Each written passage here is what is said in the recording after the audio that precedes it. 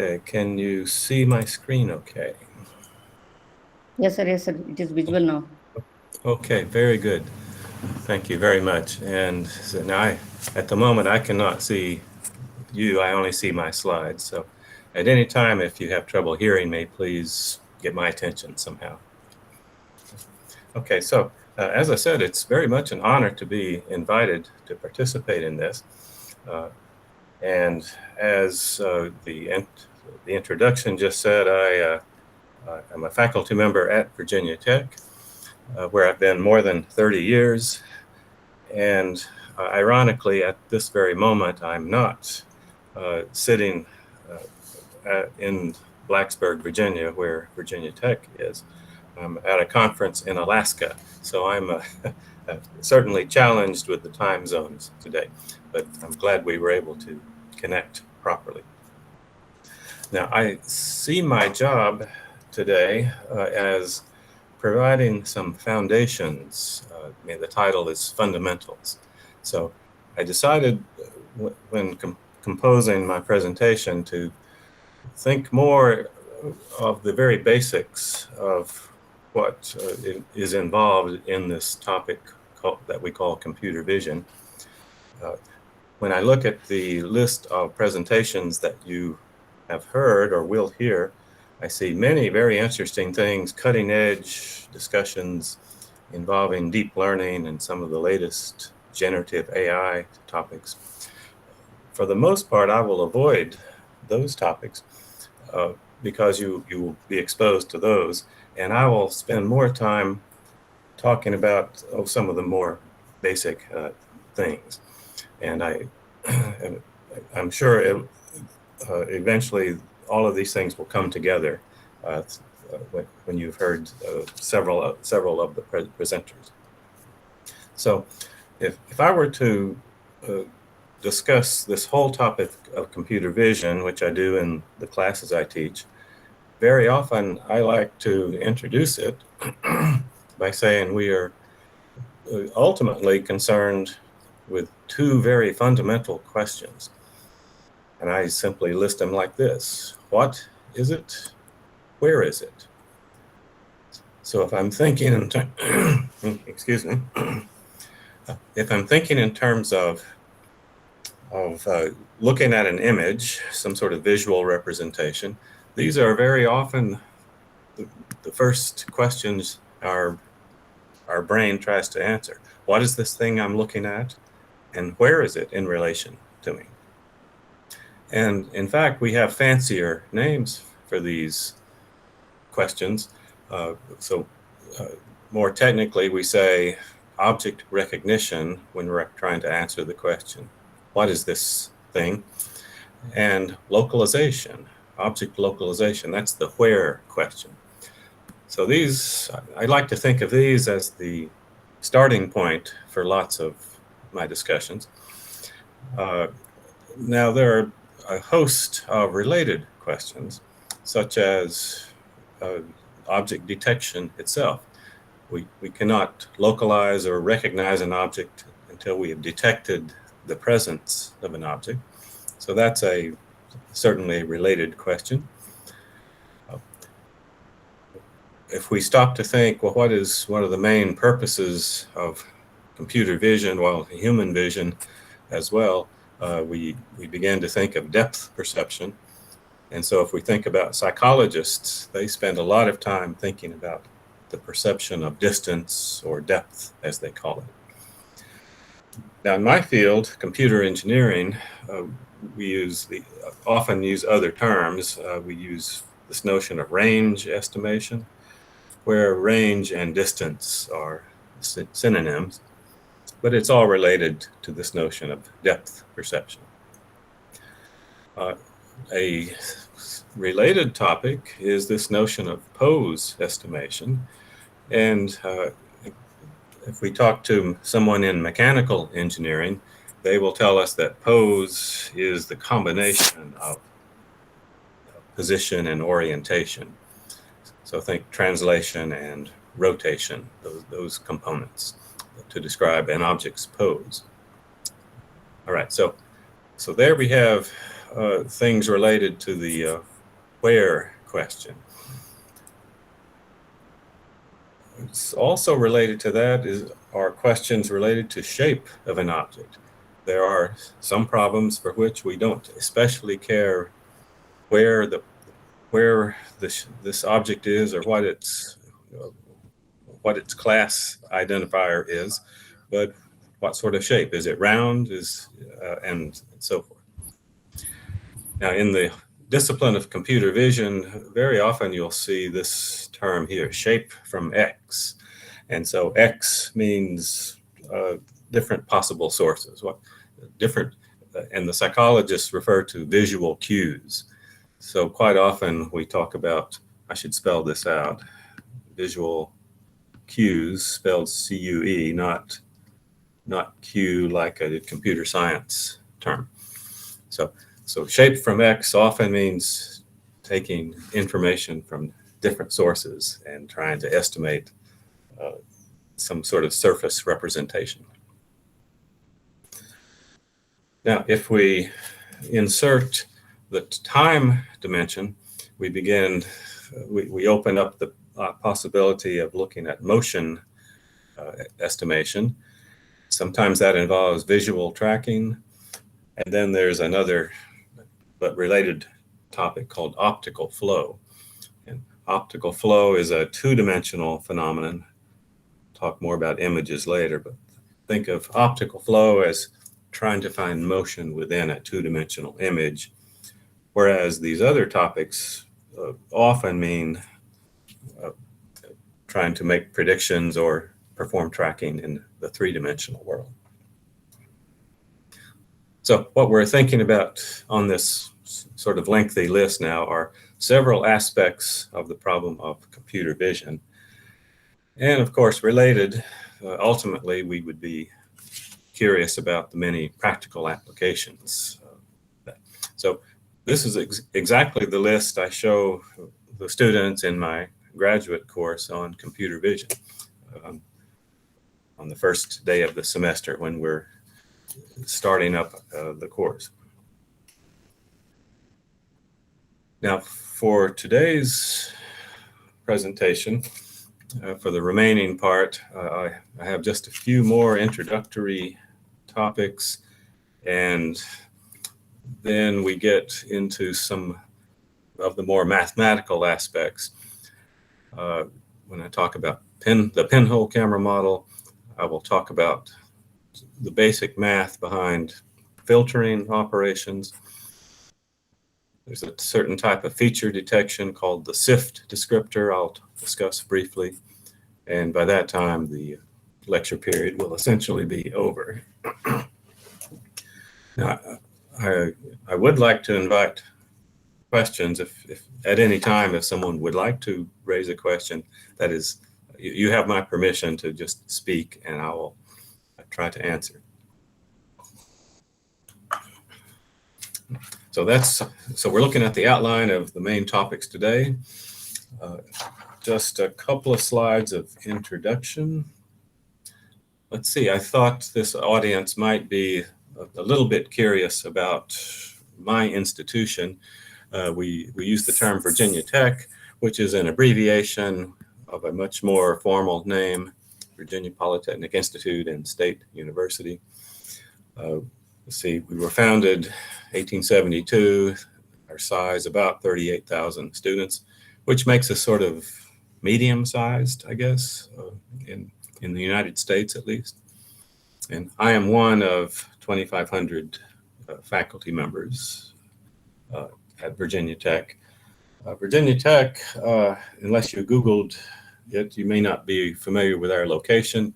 We are 4 hours driving from Washington, D.C., in the beautiful rural part of Virginia.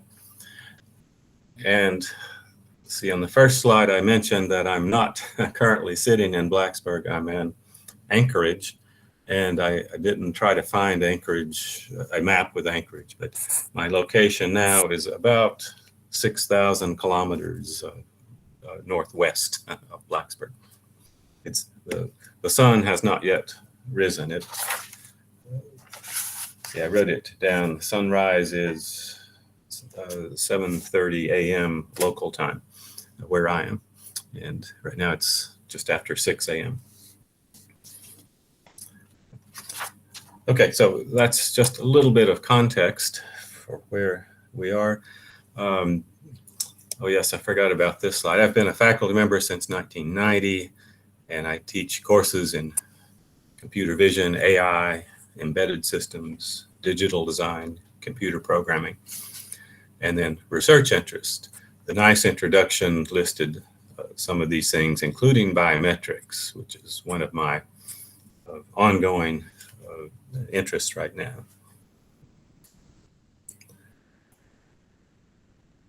Now, partly to set the stage, I wanted to show this very fancy example of recent computer vision applications.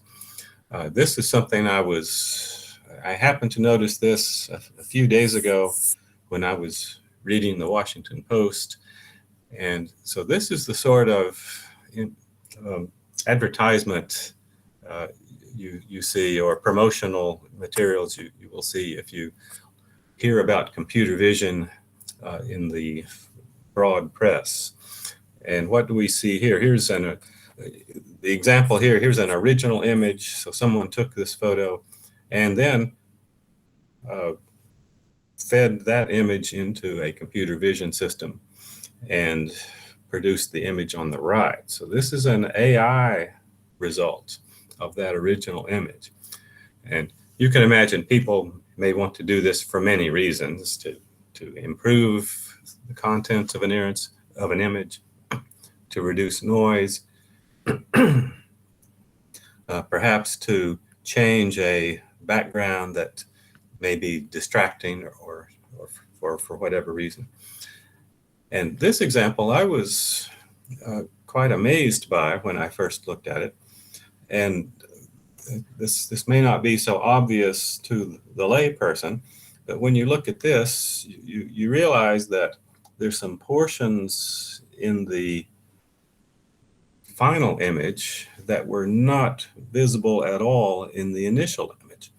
So for this person, the part of her forehead to the left of her left eye, is not visible at all in the input image. And yet we see that portion of her forehead, her face, in the output image. So that's part of the thing that is very impressive to me, that a system can do this, because this is more than just a simple contortion of the input image. Sometimes we use the word warping. That this was not done simply by stretching the input image to obtain the right, because what we're seeing in the right image are some features that are simply not present at all on the input. Likewise, some of her fingers here, right? We have our thumb and finger. Those are not visible at all in the left-hand image. So the example did some other things, like it changed the color. Her sweater color is all fairly uniformly white or gray, where there was some blue tint over on the left. And the background is changed entirely. So there's some very remarkable things taking place by this interesting system. And people call it a computer vision system.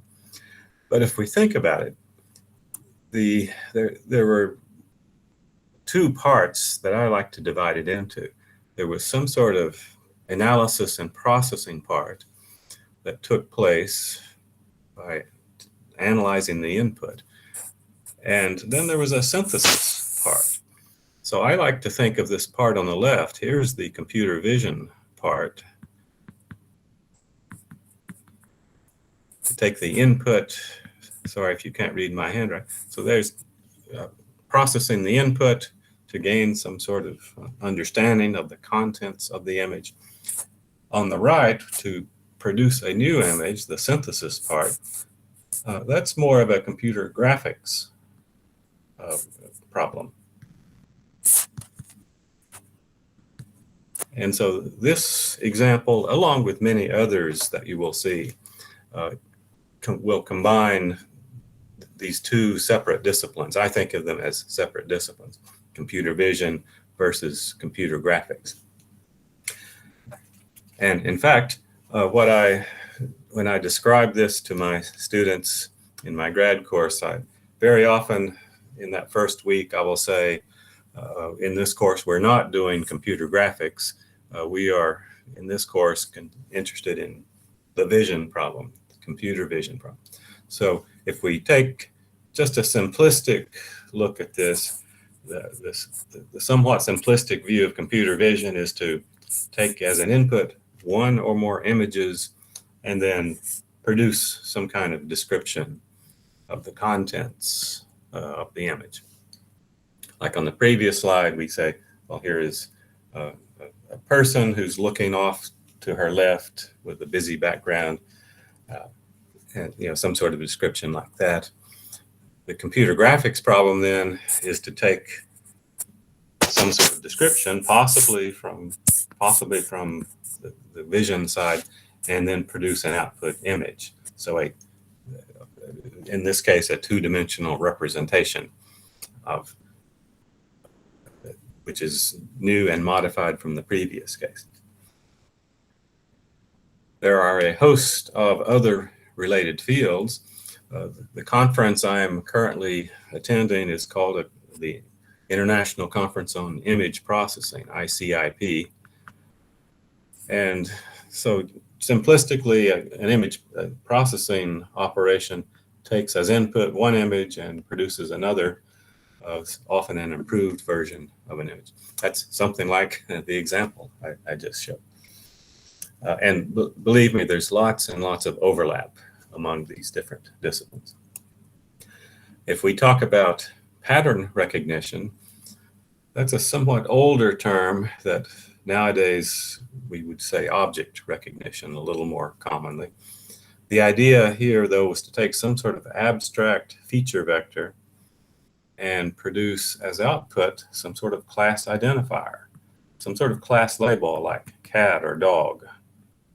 And that's, again, simplistically, that's, or person, that's a way to characterize these different disciplines.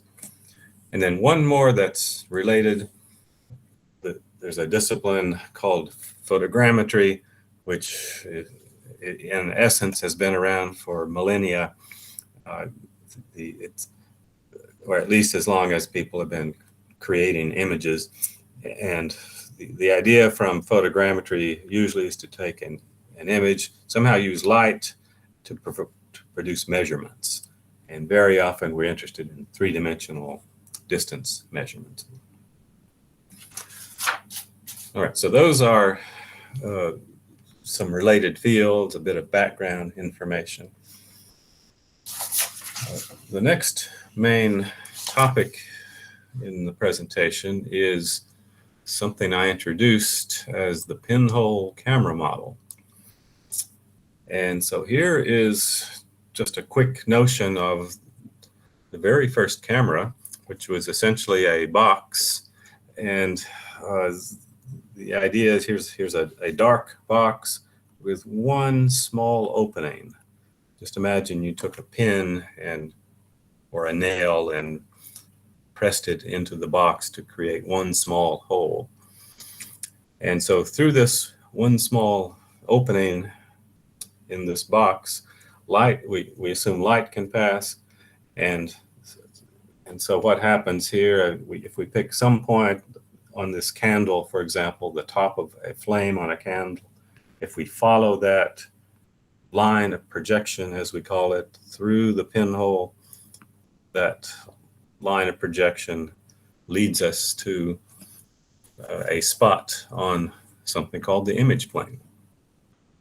If you pick any other location in the three-dimensional world, on this particular object, this candle, we can trace a line, a ray of projection from that point through the pinhole onto the image plane. And believe it or not, this very simple model is which has been known for a couple of thousand years at least, forms the basis for both computer vision and computer graphics. This very simple model is very, very common, and it's at such a foundational layer, I felt that I needed to mention it in this lecture involving fundamentals of computer vision. One thing I will emphasize is out here we're talking about some three-dimensional scene. So we use the word scene very often when we're talking about the 3D world that we're interested in interpreting. And over here in the image plane, this is commonly a two-dimensional representation. Let's see, what other terms should I mention? F is the focal length, and as shown here, it's defined as the distance from the pinhole to the image plane in a perpendicular direction. This diagram doesn't show the perpendicular very well, but that's the idea. And the point of projection is also sometimes the camera center. Now, from this fairly rough drawing, we could do some mathematics, and really this is high school level mathematics. It's solid geometry, but some fairly simple solid geometry. I'll not go through any careful derivation, but what we'd like to do is assign a Cartesian coordinate reference frame to the point of projection. So I highlight the point of projection that's analogous to the camera center. Any point in our three-dimensional world determines a line of projection through the point of projection. And except in almost all cases, that line will intersect the image plane at one point. Now there's some limiting cases where we have the line parallel to the image plane, but we'll ignore that at the moment. But here, this diagram, without showing the full derivation, allows us to describe a two-dimensional location. Trying to draw on it now. We can pick X and Y in any direction we like. This would typically be their Y prime direction, and up here would typically be our X prime direction. So that position in the image plane is related to the 3D coordinate location using these fairly simple equations that you see below. And these equations, this pair of equations, represent perspective projection. So this is projection from a given X, Y, Z location onto an X prime, Y prime location on the image. And if we think about that just for a second or two, what we're saying is this is a mapping from three dimensions, right? Here's a three-dimensional representation, and it's mapping to two dimensions if we're thinking in the continuous domain in both cases. So in one sense, it's a loss of information when we capture an image. Much of computer vision is sometimes trying to recover some of the information that was lost during the projection process. And so with this in mind, I like to think of this as really one of the fundamental parts of computer vision, because this is where the formation of images occurs. Now, what about those problems we discussed previously? I didn't say it directly until now, but vision is a very difficult problem if you sit down from scratch and try to start writing software to perform what we call vision. And so why is this a difficult problem at all? Well, there are two reasons. One, there's too much information if we have a typical imaging system. Also, there's not enough information. And by that, you'll see it means you have lots of information, but not of the right type in many cases. So too much information. Each element of an image is called a pixel, which is an abbreviation of the term picture element. And how many pixels are in a typical image? Well, thousands, millions sometimes. If you've heard of 4K or Ultra HD television, there are possibly this many pixels in an image. So that's a large number. A lot of times when we're working in practical sizes, we use images that are much smaller, on the order 200 by 300, something like that. Now each pixel possibly has 3 color values. If we're not using monochromatic images, we will have color, and these 3 different color values, each is encoded with 8 bits typically. In the US, for watching broadcast television, that's typically 30 images per second, although some places are higher than that. And if you think about general systems, there may be more than a single camera that are involved. So if you multiply the numbers, we're talking about many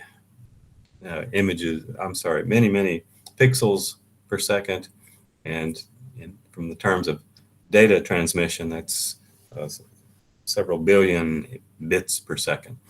So lots and lots of bits that need to be processed or analyzed. But what is it we're trying to do? We're trying to recognize objects or localize them. And how do we go about that? Well, very often we are given information that's not directly relevant. If I have a lot of information about light intensities, which particular pixels or which particular light intensities give us insights into a particular object. That's not provided explicitly by the camera. The physical properties that we want to measure may not be provided directly. And for example, if we want to know 3D shape or position, or these and distances, range, those are things that are typically not available with a standard video camera. Okay, so I do try to impress on people that computer vision is a difficult problem, even though it may seem like an easy problem to someone from another discipline. After all, children are able to use their eyes to do many useful things, and which turn out to be quite sophisticated if you did try to develop a system that did those things automatically. Okay, so let's talk briefly about representation. Essentially, here is what a computer needs to deal with. If your computer wants to process or analyze an image, it will have a grid of numbers. And so here's a grid of numbers. If you and I were told, okay, perform an object recognition task, we would say, well, I see nothing but numbers. What larger object is represented here? And we should be thinking of each one of these small rectangles as one pixel, one picture element. And I'm thinking in terms of a monochromatic or black and white image. I'm even ignoring the problem of color for the moment. This is here's a display of the same information, and I can go back and forth. When we use our visual perception, we would be able to visualize these as different shades of gray, and we can begin seeing, well, some sort of visual component, right? There's don't have a dramatic insight here, but I see a dark region and a light region to the right of it. And when dealing with images, we often have to be able to go back and forth, thinking of images both as gray levels and as, there's that 161 again, gray levels and numerical values. And the problem is, well, writing the code or developing the hardware that can use these kinds of numbers effectively. And so, continuing the thought of why is vision a difficult problem, well, here are some pretty clear examples. If my goal is to recognize cars, automobiles, we will all agree that three-dimensional objects look very, very different, or they can if I'm looking at it from the front, from the side, from the back. So variations in viewpoint by the observer can have a big impact in the processing that we need to perform. What about variations in illumination?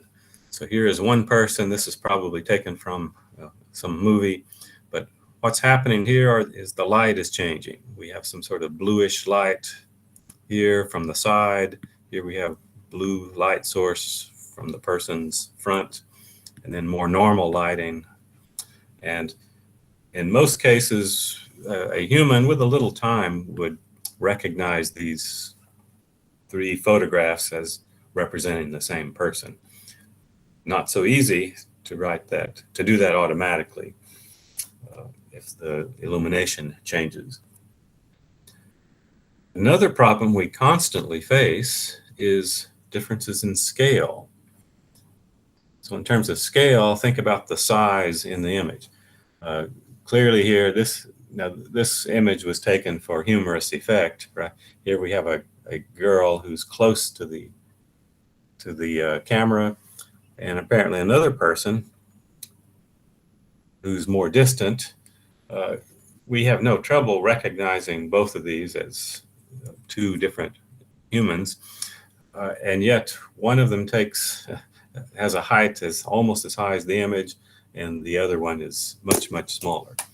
These differences in scale are not at all trivial to deal with when we're developing algorithms to do these sorts of things automatically.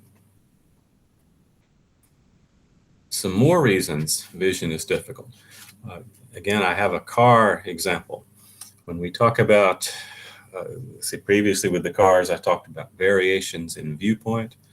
What about variations within a class? If I'm trying to recognize cars, should I somehow know that yellow is not an important attribute? After all, here's one that's gold, and here's one that's white. Here's one that apparently is a convertible. So there are many variations of objects that we still refer to as car, and yet they can have a very different appearance. Motion can cause blurring and affect our problems. When using a camera, we have to worry about shutter speeds. And here, in this case, apparently the shutter speed was fairly slow compared to the fast-moving head of this bird. And yet we still recognize it as a bird, even though the head is somehow very odd. Nature often conspires to provide camouflage, to allow objects to hide.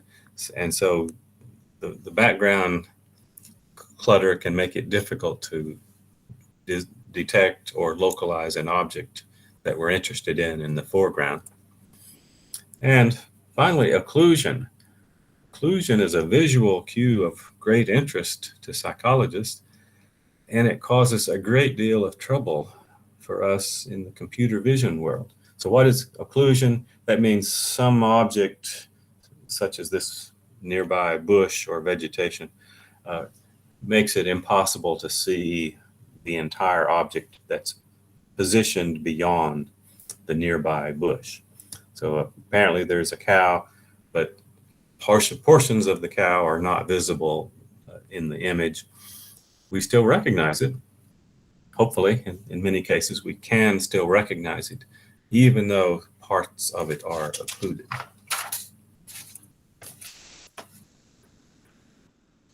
Okay, let's see a bit more now about image representation. Okay, so now a typical image, when I say typical monochromatic image, each pixel is represented with an 8-bit quantity. This is by convention, and let me just circle that. When people begin to do processing, in some cases they will say, I will remove any color information and just work with my grayscale image. And in that case, well, we see that here's this 8-bit grayscale image. In this case, was computed from an RGB image, a red, green, blue color image. And so this sort of color image on the left typically has 8 bits each for red, green, and blue. If we average each of those, we can obtain one 8-bit representation for a gray value. And when I say 8 bits, I don't need to tell this audience, but 2 to the 8th is 256.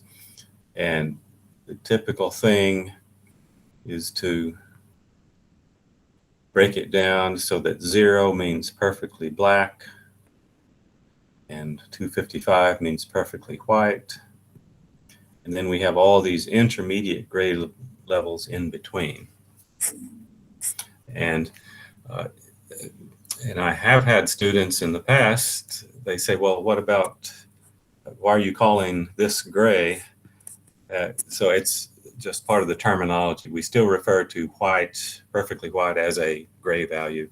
Perfectly black is a gray value also. So this is a typical representation for many situations. Now here in this example, you see that we could reduce the number of bits per pixel. If we go to 3 bits, 2 bits, eventually the ultimate case would be only 1 bit per pixel, and in which case we have only dark and light regions. This is what we call a binary image. Only 2 different pixel values are used, and ultimately that can become quite challenging to recognize it. So it's the 8-bit case that is most common. Okay, looking at the time, see, I may have too many slides and I'll simply stop early if that turns out to be the case. Okay. So unless, well, hearing no questions, I will keep moving. And what I have here is one slide that presents just a very brief history. I'll not read all of these bullet points, but essentially the middle of the 1960s is the first time that it became reasonable to, at least for people in the broad community, to have access to computers and digital representations of images. This is about the very first time that became feasible. And so that's when some of the very first work was done. Okay, when we got to the 1980s, there was suddenly more interest in mathematical rigor. Something called an artificial neural network became popular and then was not popular. You know, of course, that now these things called neural networks are a little bit popular. Face recognition and so forth became practical for the first time in the 1990s. A little bit later, if we have time, I'll talk about something called a SIFT key point. That became very popular in the 2000s, right before deep learning. You may know that in 2012, this was the big year when the first time that something called a convolutional neural net actually won a competition over the more traditional approaches. So 2012 was our watershed year, which essentially meant the beginning of the deep learning era, which we are in now. Now there are many variations on that. There are things called transformers. You've heard of large language models. Well, now there are vision language models. Sometimes we say large vision language models, and so forth. So I think you'll get a pretty good introduction to those things in some of your other presentations. Thinking back to the problem of computer vision, another high-level view of it is, well, to think about image formation. Well, that's the pinhole camera model that I talked about. And look over to the right, there's another little iconic view of a pinhole camera. So this is image formation. Mostly I'm in this lecture concerned about the geometry as opposed to the different brightness values or geometric distortions that we could get from the optics. But think of that as the foundation. This is where images are created. Very often then there's a need to do what we call pre-processing, perhaps reduce some noise or enhance some parts of the image or extract features. And that's sort of what we want to work toward today. And then eventually, really outside the scope of today's talk, we would get into the object recognition or the localization issues. And so more about that a little bit later. Okay, so my plan now is to move to the next bullet item, which is image filtering. So we've talked about image formation a bit, a little bit about history. And so now what I'll do is speak a few minutes about image filtering in general. And think of, essentially I'm thinking of an image as a two-dimensional signal. And I think this audience is not people from a signal processing background, but there's this whole discipline, very mathematical, that builds on many years of study of signal processing. Most signal processing involves temporal data, functions of time. Here we're talking about functions of space, image space, most often. So let's look at a motivational example. Here's an image which is apparently a little bit noisy. There's some sort of effect that is undesirable for this, what appears to be a person's face. So how could we make this image a little better? What could improve the image? Well, it turns out that there's a smoothing operation or a blurring, smoothing or blurring. Sometimes we say here I use the word blurred. Right?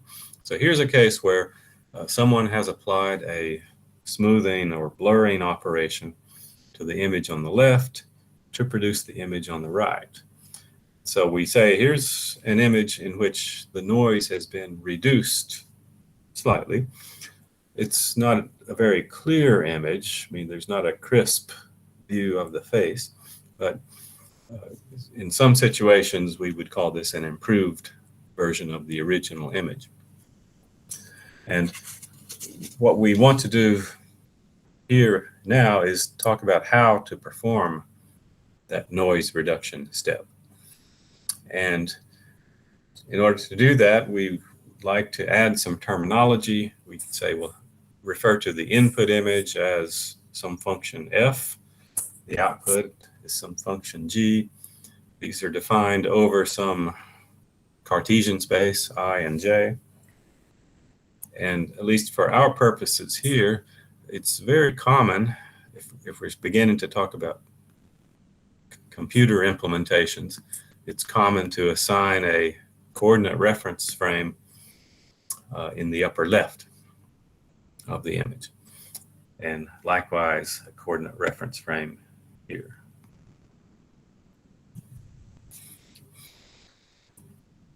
And so the initial idea, as described on the right, is well, for any pixel of interest, if I'm interested, somewhere in the face area, if I'm interested in that particular pixel, one possibility is to determine a new pixel value in the output image, which was computed by averaging, performing a local averaging of pixel values from the input image. This can be expressed as a linear equation, and the signal processing people do this all the time. They call this a linear filtering operation. And let's look at the mathematics behind it. We define some sort of window size. On the previous page, I tried to draw it as something like a 3x3 window.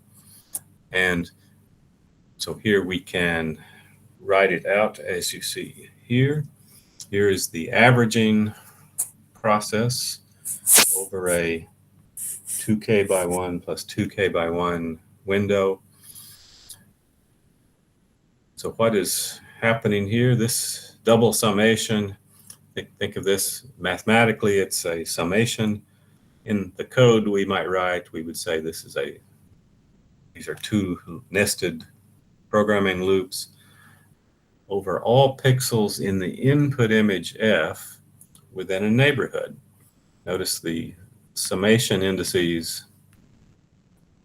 are u and v, but our reference point is this location ij. So ij, there's a particular point of interest within this image space. What we're doing is summing or looping about that point over some window. If k equals 1, this would be a 3x3 window, for example.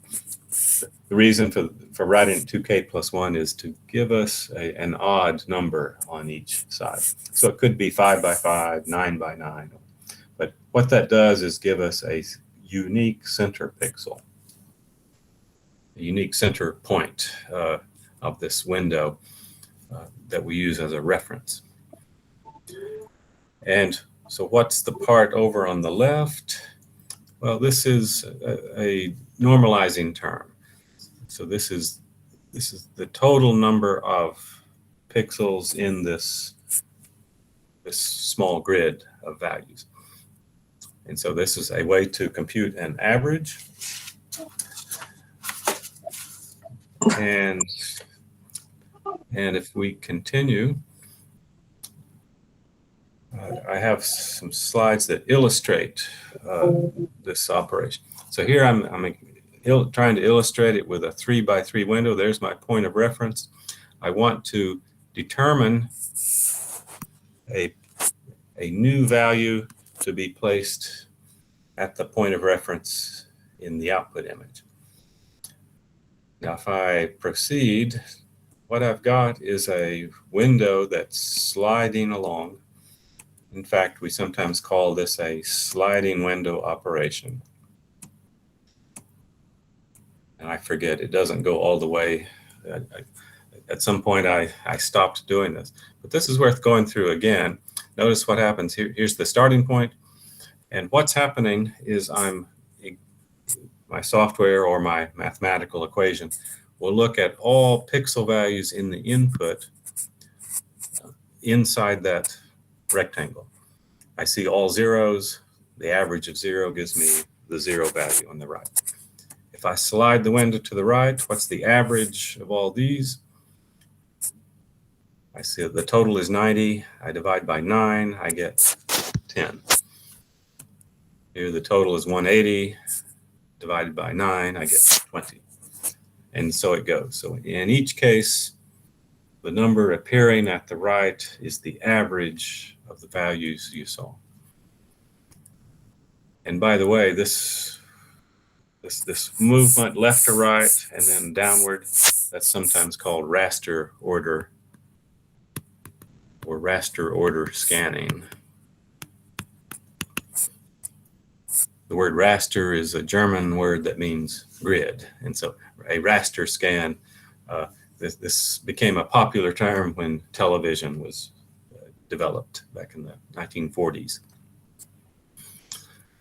Okay, so if we continued throughout the entire example that we just did, what I have done is I purposely have ignored these border pixels in the output.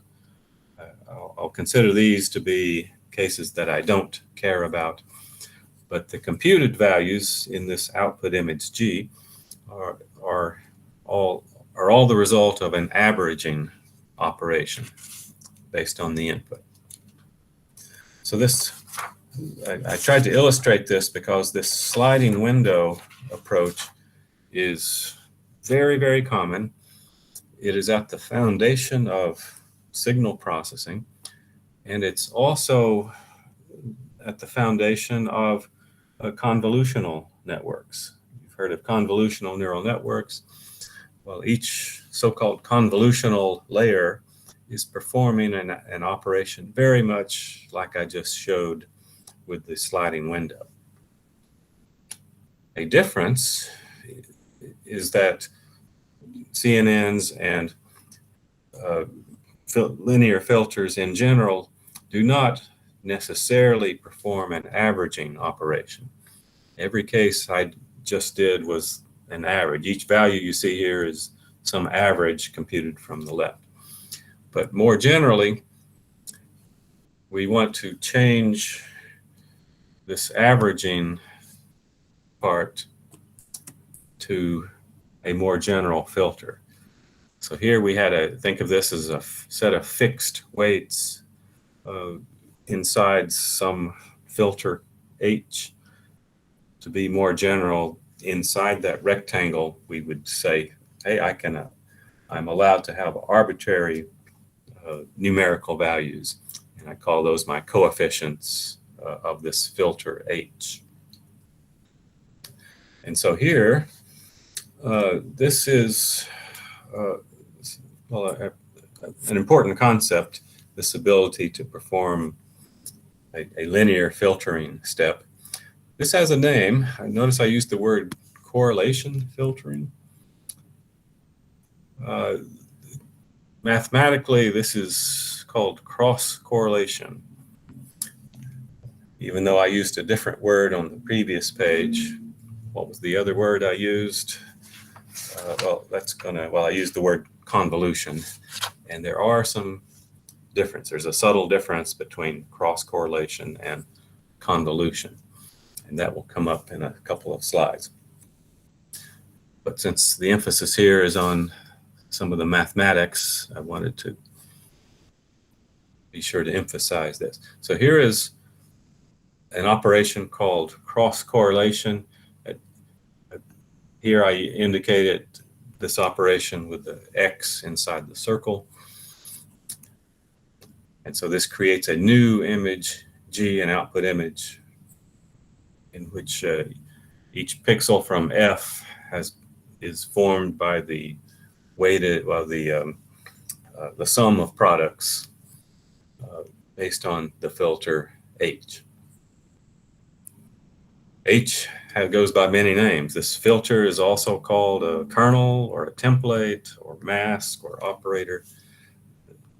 This being able to define some H filter and then apply it, as you have just seen, is a very, very common operation. Now, something that's of interest, I think, to a mathematical community is to think about taking some arbitrary filter H, perform the cross correlation step with a particular image F, which has only a single value, which is non-zero. So here I've got a single one. It's surrounded by zeros everywhere else. If I were to carefully visualize the sliding window approach, the very first time I would get a non-zero value in the output is at this position. And here I'm doing a point-by-point multiply, and then this followed by the sum. So at this point, I've got some value I times 1, which gives me the output I. I should say all of these values A through I, these are simply meant to be numerical values. These are numerical coefficients. This does not represent the square root of -1, for example. Now, if the template slides to another point, by another pixel, that gives me the value H. And if I slide one more pixel to the right, it overlaps G. And then if I continue the raster order scan and drop down a level, the end result looks like what you see on the right. And if I were in a classroom, physical classroom with you now, I would ask, how does this result, this G result, compare to the H filter we started with? And the answer I would expect is it's reversed. It's the exact reverse in two directions. It's like it's been reversed or flipped in two directions. Why don't I do it this way, I and J? So I see the A in the lower right corner versus the upper left corner, and so forth. So this is a reversed version of the filter, of the filter H. We can say that F in this example approximates something we call an impulse. So at least in the signal processing world, we're always talking about impulse functions or distributions. So what we're looking at is the impulse response. What is the output obtained by filtering with an impulse, in this case F? And we have the curious result that it's completely reversed in 2 dimensions. And so people don't like that. People do not like the idea you process something and the output is somehow reversed, a reversed version of the input. And so instead of cross correlation, the signal processing community likes to think of convolution, in which it is understood that part of the operation is to perform a reversal in 2 directions, vertically and horizontally.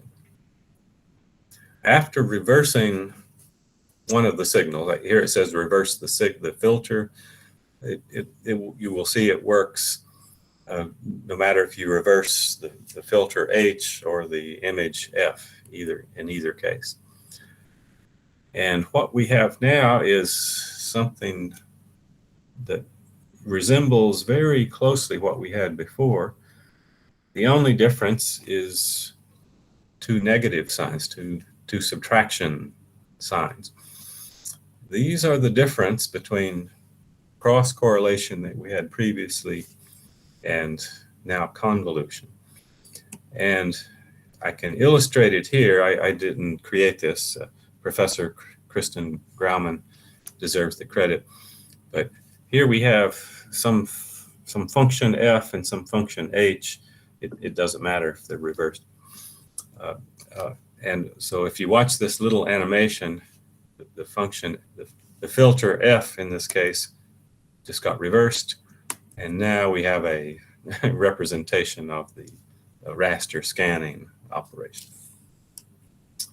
And so that's conceptually what convolution is. If we just look carefully at the mathematics, we say there's one tiny difference, or so it seems, one innocent looking difference between the two. And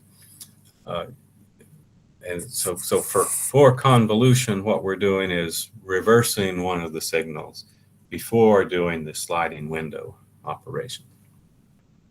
Now, when you hear about CNNs, convolutional neural nets, there's a case where the distinction is blurred, because whenever someone's talking about a CNN, they're almost certainly not worrying about reversals of the signals. It's almost always a cross-correlation operation.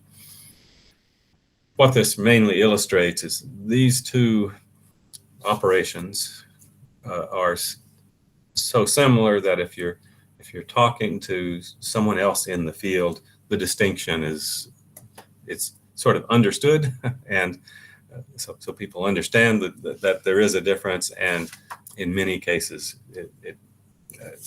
we will say it doesn't matter, or for the purpose of a CNN, it ultimately does not really matter. It's just a matter of terminology. Now, let's see. Let me, in the interest of time, let me sort of move on. I guess I should point out this. Okay, I have no idea why that happened. If the input is an impulse signal, how will the outputs differ? Well, we just saw for cross correlation, there's a reversal. The key here for convolution, the output exactly matches the input. There is no reversal. And so here's a list. You don't need to memorize the list, of course, or even digest it all.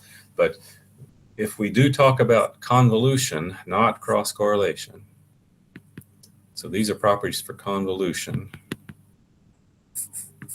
then we have some very good properties. This property of linearity, shift invariance.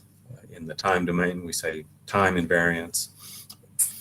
But very important, we have commutativity, associativity, distributivity of addition, over addition, scalars, and then down at the bottom, here's the impulse response. So if we adopt convolution as our primary linear filtering operation, we obtain some very nice properties mathematically. Okay, so looking at the time, I will pause in case there's a comment or a question of any sort. My goal will be to wrap up in 10 minutes or so, 15, and leave time for some Q&A if that's of interest. Okay, so looking at my main list, we just talked about image filtering. We want to begin talking about feature detection at a fairly low level, fairly simple level. One of the first features that people like to discuss are things called intensity edges. So here's an example. Here's an example showing a boat, and in fact, there's a person standing by the boat. This boat is on land, not on the water. But here is an image, a photograph of a boat, and it's a monochromatic image.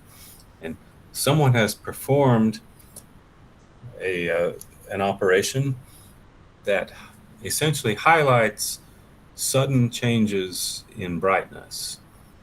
Sudden change, I don't mean a temporal change, I mean over the spatial dimension. So for example, let's see, what's a good example? Here's a bright portion of this, a dark portion of the ship shown against a bright sky. And over on the right, we see on both sides, left and right, we see a very bright part that has been highlighted. And you could find other portions. Here's some part of this boat was painted black and part was painted white. And at the place where these come together, we say, well, there's an edge present, an intensity edge. So what we want to do is spend just a couple of minutes talking about how to detect those edges. How do we find these parts of edges? And the quick answer is to think about computing the gradient. And now I'm using mathematical terms instead of computing terms. So if I represents an image in the continuous domain, and we can even draw some more common, we can give ourselves a fairly common Cartesian reference. We could put that near the center of the image if we'd like, and think in terms of partial derivatives. So here's the partial derivative of image I with respect to x. And as I've written it, this assumes the continuous domain representation. There's the partial with respect to y. We sometimes use subscript notation. And we use sometimes this symbol, an upside down delta, call it del I, which represents this gradient, which is a vector quantity. I have this column vector that I'm calling the gradient, and it's defined in terms of these partial derivatives. The intensity edges correspond to large values of the gradient magnitude. So I can take the two components of the image of the gradient, the two components, compute the magnitude, so square root of the sum of the squares, and that gives me, and we say intuitively that's where edges should exist. Now, here I just introduced the concept in the continuous domain, but we need to implement this with a digital computer, so we need discrete approximations.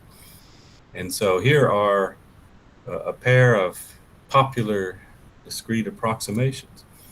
They're named after a Mr. Sobel who introduced these, and what I should not do is try to do a long derivation of where these have come from, but think of this as some points on the right minus some points on the left, and I'm reverting back to cross correlation. If we think of this as a filter that passes over some larger image, and I just do cross correlation with this particular filter, because it's got a balance of positive numbers and negative, I can think of that as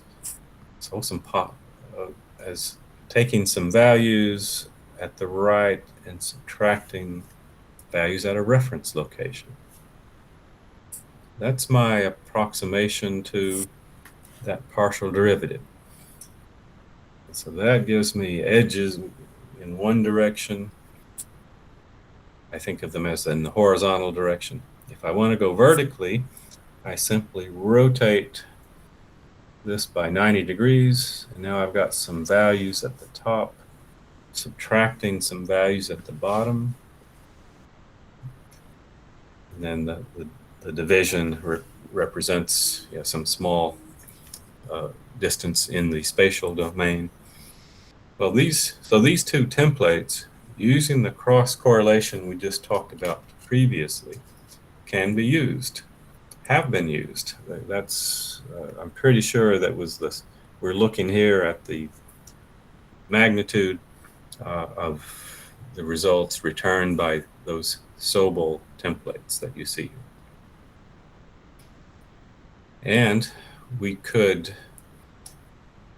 look at this example. Here's some form of baboon called a mandrill at the left, and this is some code I wrote a long time ago to take that grayscale image on the left. This is 512 by 512, so a fairly large image on the left.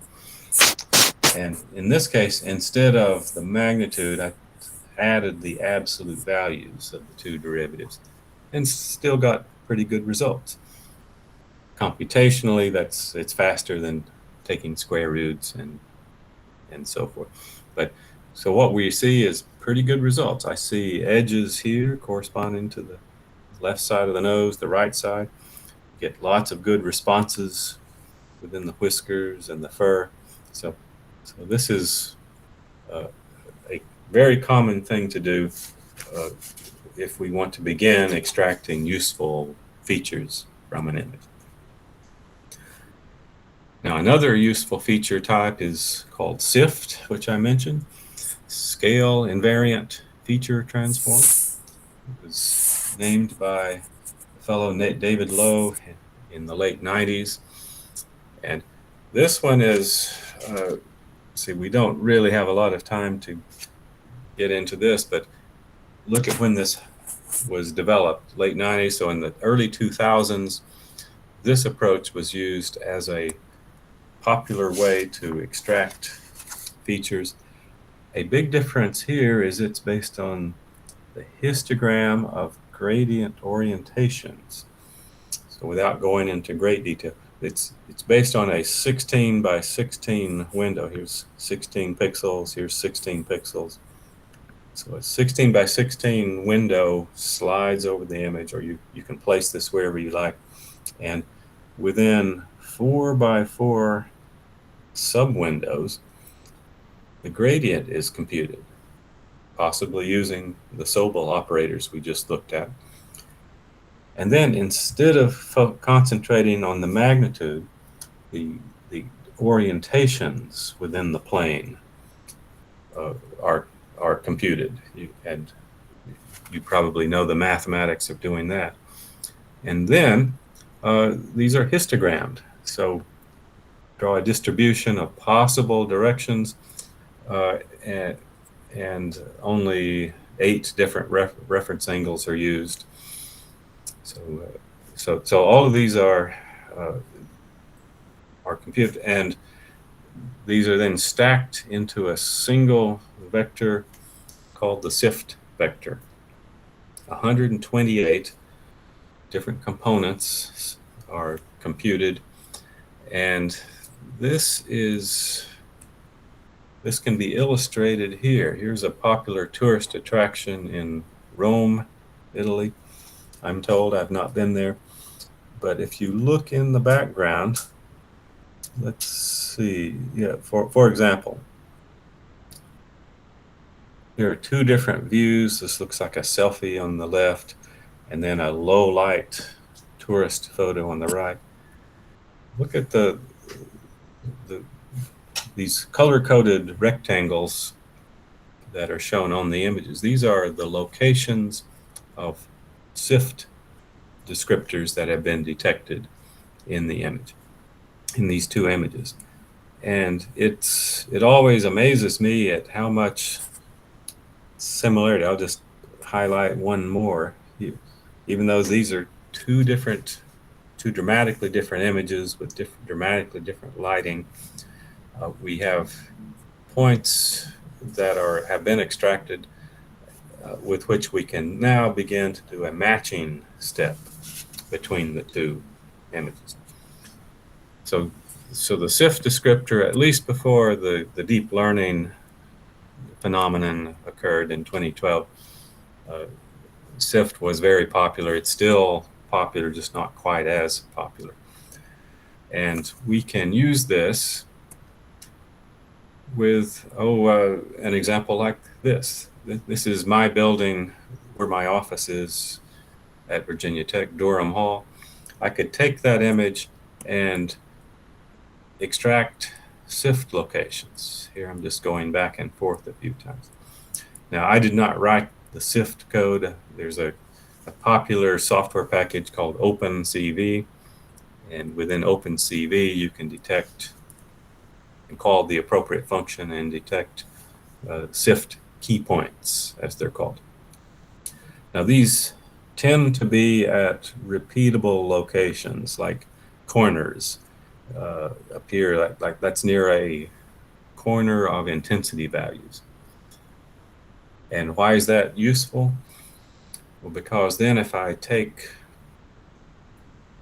two different views, here's a stereo image pair, two different views of Durham Hall. If I then perform a matching step between, I think when I did this a year ago, I think I extracted lots of points, as you see here, a couple of hundred different SIFT key points. I did it in the image on the left and the image on the right. And then I said, find matching points between the two images. And again, there's an OpenCV call that will attempt that.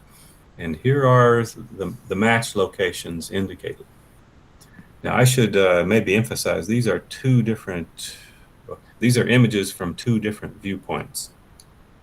I used the same camera, I just took a photo, stepped to the left or right, and you might be able to see some slight differences between, you may have to look hard to see the differences, but these are two different images from two different locations. Now, why is this useful? Well, if we want to do shape analysis, shape representation, one of the first things we want to do is find matching points from two different images, taken at different points of view, and then we can use information about perspective projection to try and extract information about the 3D scene that we're looking at. Okay, so now another thing I should possibly mention, oh, well, let's look at this slide. So what have we just done? We looked at the very fundamental math of perspective projection. We looked at smoothing operators, which led to our discussion of convolution and cross correlation. I talked about how to apply one of those to do edge detection, and then a very different form of processing to give us SIFT descriptors. It's very good question to ask. How is this relevant if now we are always talking about deep networks, deep learning systems? Well, I hope what you gained from this presentation is a bit of a discussion of what must be happening in our deep networks. In convolutional neural networks are called that because they perform these convolutions, or if almost equivalently cross correlations. The big difference with what I showed you is I showed you coefficients that I picked. A person picked those coefficients. You know that CNNs require a training step, and it's these training steps that through some optimization procedure will select coefficients automatically. And they do it many times for many different filters. So that's the big difference, whether a human selects coefficients or a training process. The same sort of thing is true for these other things, vision transformers or transformer-based systems. And then I mentioned VLMs also. All of these are trainable systems which ultimately need to perform some of the kinds of operations that we just discussed from basic principles. And so I'm trying to bring things to an end and leave a little bit of time in case there's some questions. But here I put together a long list of applications. I probably don't need to tell this audience that many disciplines are benefiting from the ability to process images and from computer vision basics and AI basics more generally. Here are, for good measure, I copied this diagram from a popular textbook. The textbook by Zaleski is maybe the most common one in the United States for teaching computer vision courses. And he has this diagram where he's talking about, he says face detection. It's more than just faces, right? He's detecting body parts also. Instance segmentation, so object segmentation, finding in separate individual people, in this case carrying surfboards. Let's see, surface from structure from motion, and stereo. I mentioned stereo a bit as well. So both of those are supposedly illustrated in the lower right. And by the way, each of these little rectangle, that's supposed to represent a separate camera position. So in this case, someone moved a camera throughout some three-dimensional world, some village, and tried to build, electronically build a surface representation of the buildings in the village. Some more recent results. This is from a popular CNN, and I'm always impressed when I look, even though this is a somewhat older example now, this is maybe 5 or so years old. Here's an example showing many different people being detected in a crowd scene, along with things like traffic lights and so forth detected.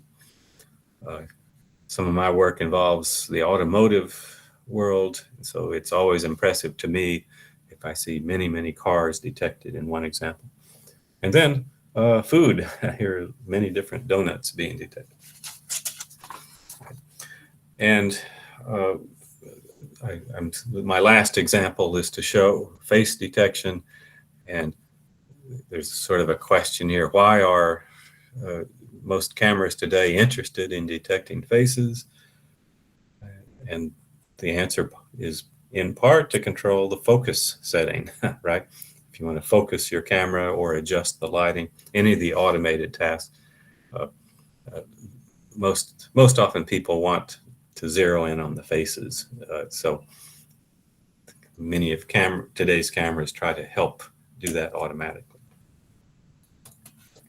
And so, yeah, I see that I need to be finishing up soon. So here's a summary page. We have talked about all of these topics. That was also on my introductory slide. And so let me thank everyone. Here's my contact information.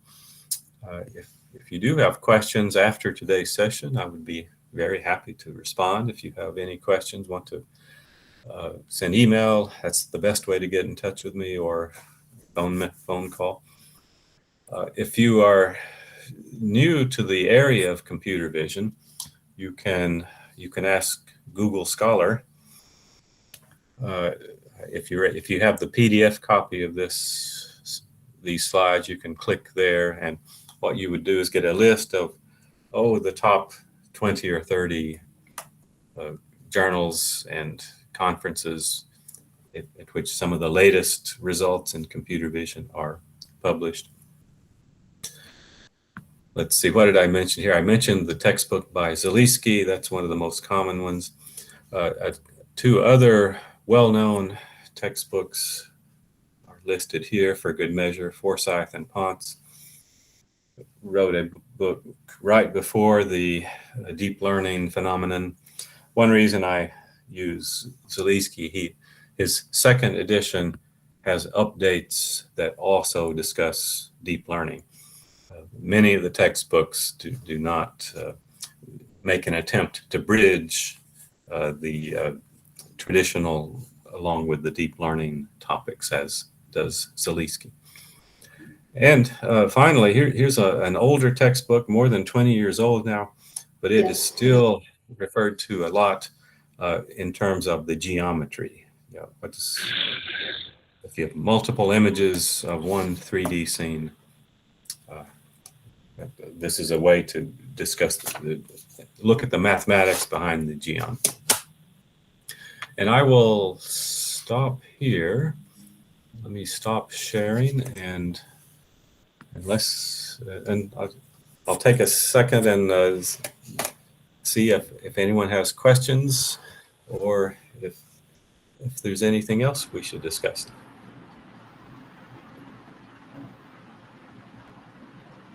Sir, am I audible? Yes, Yes. please. Yes, sir. Okay. Sir, this is Swaminathan. First of all, thanks for giving Thank you, wonderful sir. lecture. Yes. I have a question in image formation geometry, sir. So in that geometry, you have mentioning that the image formation is done through camera calibration, right?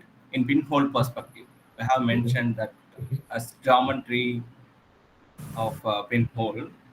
That, sir. Yes, I hear you. Yeah, you mentioned. I don't recall. I don't recall talking about calibration, but yes, the calibration is an important step, and it's sometimes a very painful step if you work with real-world cameras. The calibration means finding things like focal length and image size and image center.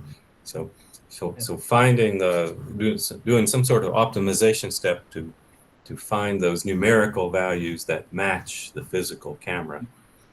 So that step it needs to be done and is very often omitted. So I did not discuss that in detail.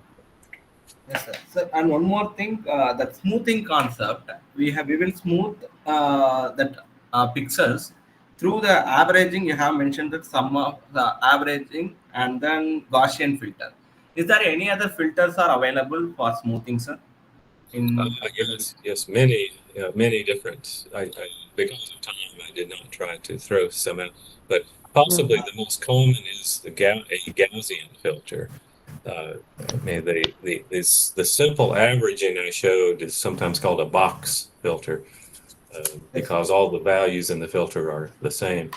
But very common is to simply calculate an approximation of a Gaussian shape and put those numerical values in the rectangular filter. And the Gaussian function has many nice mathematical properties. It's very smooth. You can analytically take derivatives of it and get nice results. So yeah, the Gaussian is probably the most common to think about in the signal processing. Okay, sir. The last question is convolution. You have mentioned the reverse the filter in both dimensions. So bottom to top and right to left. Then only we need to apply the cross correlation. So are you meant about it? It is two-dimensional convolution, sir. In the discrete, I mean, my question is, it is two-dimensional convolution of discrete or continuous case, sir. You're asking, is it two-dimensional? Yeah, it is definitely two. I should have mentioned that. Yeah, most signal processing textbooks will talk about one-dimensional convolution for temporal signals. So my introduction was for two-dimensional signals, assuming the image space, right? Now, one last question. Yeah, sir. That is okay. That is my confusion. It is two-dimensional or not. The last question is that shift invariant linear system we will use in that filtering concept. Particularly, it should satisfy, sir. So that scaling of the filter also necessary, right, sir? Instead of linear filter, we will use scaling of the shift invariant linear system. We will use the scaling property. I thought you have mentioned some of the filters for linear filters, but you missed this term. I have taken that. Let's see. Yeah, right. You mentioned the scaling. Right, I have to be careful with the words scale. Yeah, scale. I said scalars can be factored out. That's what that was on the slide I used. That you have mentioned that is filter. Okay. Yeah, yes, you could think of it like that. The reason I hesitate is a lot of times when people talk about scale, what they are referring to is to subsample an image, to make the image smaller and to get multi-resolution versions of the image, right? And so that's not what you were asking, I think, and not. Yes. The one last one, you have mentioned some software, OpenCV. Can you put it in chat box? What is that? I will. Yeah. Oh, yeah. Where's the chat? I don't know which box. Okay. Yeah, yeah. I think we should be. can provide it in reference later, sir. Okay. Okay, sir. Yeah. Thank you, Yeah. sir. Yeah. Thank Yeah. you, sir. Once again, wonderful lecture. Thanks for that, sir. Okay. Okay. Yeah, but yeah, to summarize, OpenCV is a very popular open source software package. Many people use that, even even in conjunction with some of the deep learning tools. So OpenCV is very common. Sir, one question is coming from Adit Raj, that what are some pitfalls encountered when applying computer vision techniques to real world images? Some of the pitfalls, there are many. Yeah. When working with real world images, the big problem is variations in illumination. I mean, if I have something that works really well in an indoor environment, and then if I take my camera system outdoors or just open the window to let the sunlight in, there are extreme variations in illumination that the human visual system is able to somehow accommodate, to adapt automatically. But unless you write the software to accommodate automatically, it does not accommodate at all. And there can be huge shifts in brightness values or the introduction of shadows. The human eye is able to automatically work around with shadows very effectively, but that causes many trouble, like spurious edges in the images that really can cause trouble. So that's one of the big problems. Anytime I give advice to some other group of researchers, sometimes I point out these things and they say, "Oh yeah, I didn't think of that," and it turns out to take a lot of their time. And I saw someone must have entered OpenCV in the chat box. So good. Yes, Yeah, sir. Yes, thank you for doing it. that reference is, yeah.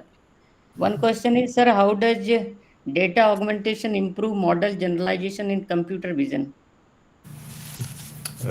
How does what improve How generalization? does data Oh, augmentation oh, improve yeah. model generalization in computer vision?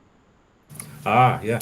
Yeah, the whole problem of augmentation became popular when working with deep networks, partly as a way to improve generalization. Right? If, if we focus on the problem of recognizing objects, like recognizing a cat instead of a dog in an image, for example, the ability to recognize cats and dogs or distinguish between them, uh, you hope does not matter if one object is slightly rotated or reflected, right? So or if the lighting changes. So one way to try to train a system so that it can generalize for those things is to just write code to do this thing called augmentation, and which often means do arbitrary rotations, arbitrary reflections, left to right, top to bottom, and also arbitrary changes in the brightness and even the color. Most deep networks work with color data, not just monochromatic. And so if you want to train your system so that it can recognize a dog that could be white or black or some arbitrary color, make sure your training samples have lots of arbitrary colors of dogs. Otherwise, the system will somehow learn that a particular color is a key component of recognizing those objects. So augmentation is very, very important for most object recognition tasks. Okay, sir. Thank you.